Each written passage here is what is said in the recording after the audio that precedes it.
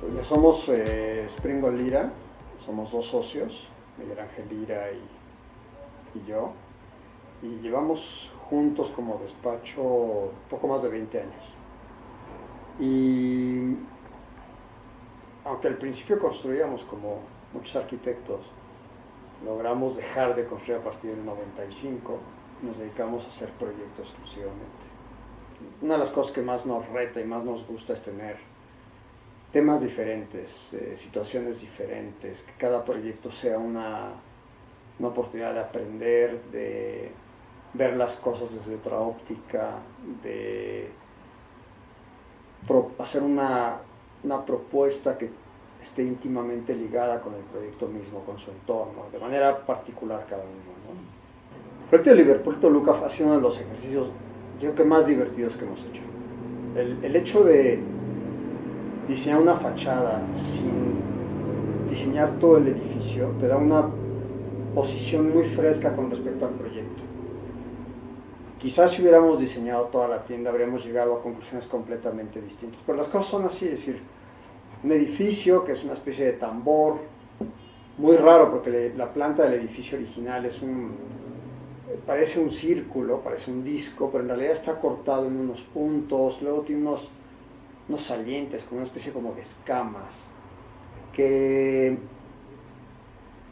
no nos gustaba mucho, no me gustaba mucho como la forma que tenía el edificio. Me parecía que era una forma demasiado confusa para un edificio que por el lugar donde está, lo tienes que ver y entender en 10 segundos. Entonces es un edificio que tiene que ver con la velocidad.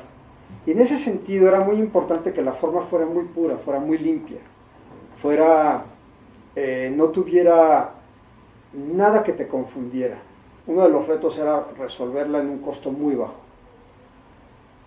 El Liverpool había tenido ya experiencias previas con fachadas en las que habían invertido mucho dinero con unos resultados estupendos, algunas de ellas. Pero aquí, por el contexto en el que estaba, por el mercado, nos pidieron que fuera muy económica. Entonces, la pregunta era, ¿cómo hacemos un edificio con esta geometría que sea muy económico? Por otro lado, el hacer un vórtice implicaba doble curvatura, es decir, una curvatura en planta y una curvatura en alzado, y hacer figuras de doble curvatura es carísimo. Entonces pensamos cómo podríamos hacer un edificio que generara esta superficie, pero sin generarla realmente. Y por eso elegimos una serie de tabletas delgadas, como una especie de cesto de mimbre, donde cada una de las tabletas en realidad es una figura plana, pero que está curvada en un solo sentido. Y un sistema de bastidores que tienen doble curva, que es una doble curvatura que es constante, pero se va desplazando, serían los que le darían forma a estas formas planas. Finalmente todos los elementos tienen cierta flexibilidad, entonces al irlo colocando va formando la curva. Y en el desfasamiento de una curva, las curvas van haciendo que algunos pies estén más separadas del edificio real y otras más cerca.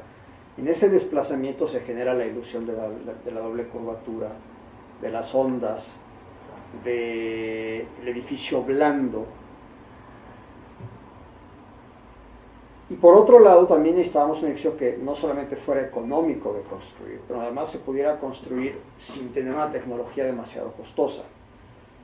Entonces una de las estrategias fue, junto con Básica, con Grupo Básica, diseñar una serie de elementos de sujeción con ajuste tridimensional en los bastidores, de tal forma que la colocación fuera muy simple, una pieza que se ajustara y la ingeniería de la fachada fuera con la complejidad del tamaño, pero sin una complejidad técnica especial.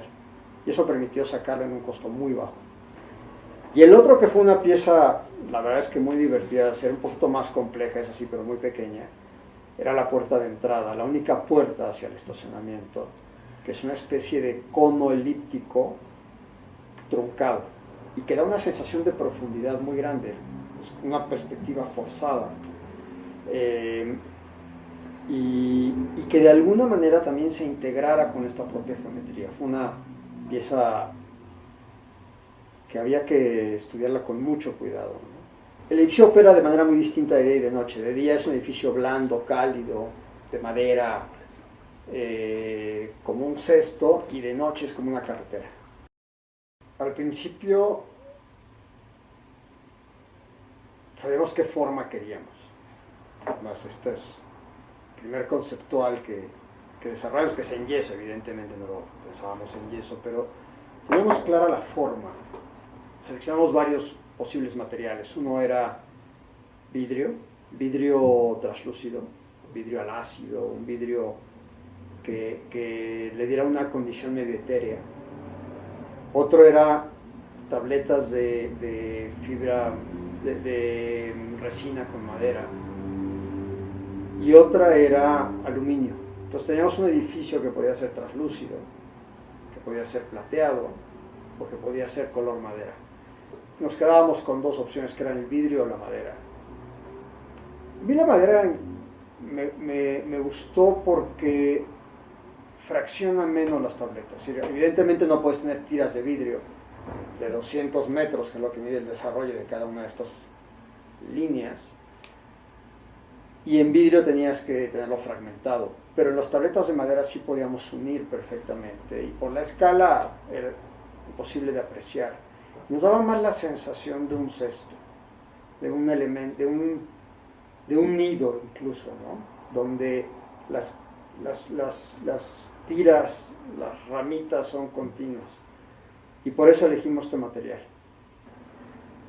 Cuando diseñas una fachada donde vas a crear soluciones que no existen, de alguna manera vas a innovar con soluciones, necesitas tener una ingeniería de apoyo que sea muy sólida. Es decir, a los arquitectos a veces nos gusta inventarnos cosas, pero hay que entender que cada quien sabe hacer algunas cosas bien. No sabemos diseñar bien, sabemos crear plásticamente cosas que tengan un sentido. Pero ¿cómo se arman? Necesitamos una ingeniería que permitiera que esta fachada cumpliera con todos los objetivos de la mejor manera posible. Y además, reduciendo al mínimo los riesgos de una falla, ¿no? Cuando innovas, en la industria, cuando se va a innovar en algo, se hacen prototipos, se prueban, se depuran, se tiran algunos, se vuelven a hacer, y hay un proceso de depuración, pero en la arquitectura no existe eso.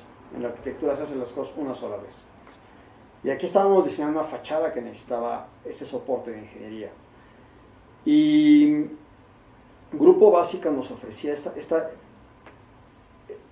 particularidad de diseñar fachadas no a partir de un material específico, como pueden ser las compañías que hicieran fachadas de vidrio, por ejemplo, que esa es su parte fuerte y luego complementan.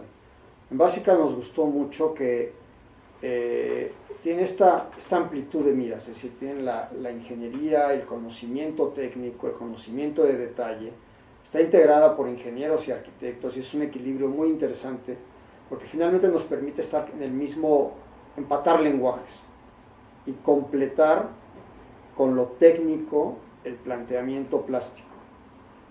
Y Grupo Básica no solamente nos aportaba esto, sino además una cartera de materiales muy amplia, que han experimentado, que conocen sus precios, conocen sus virtudes y defectos, y con esto teníamos una contraparte para poder hacer esto, algo real de 20 metros de alto por 130 metros de diámetro.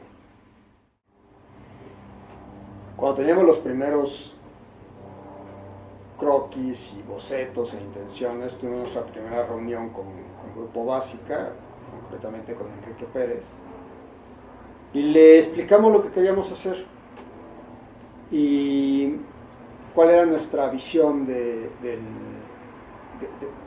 cómo se podría armar, cómo se podría terminar de desarrollar esta pieza. Cuando lo planteamos, no teníamos todavía bien claro la tecnología, pero teníamos claro cuál era la geometría y cómo se tendría que montar. Y en una reunión, en un ratito, ya estábamos rebotando ideas como en el mismo lenguaje, en el mismo sentido del proyecto, con ideas que soltábamos los dos y descartábamos, como es el proceso de diseño. Finalmente generas, descartas y te quedas con las que mejor funcionan. Y muy rápidamente estábamos ya alineados en cuál sería el camino a seguir.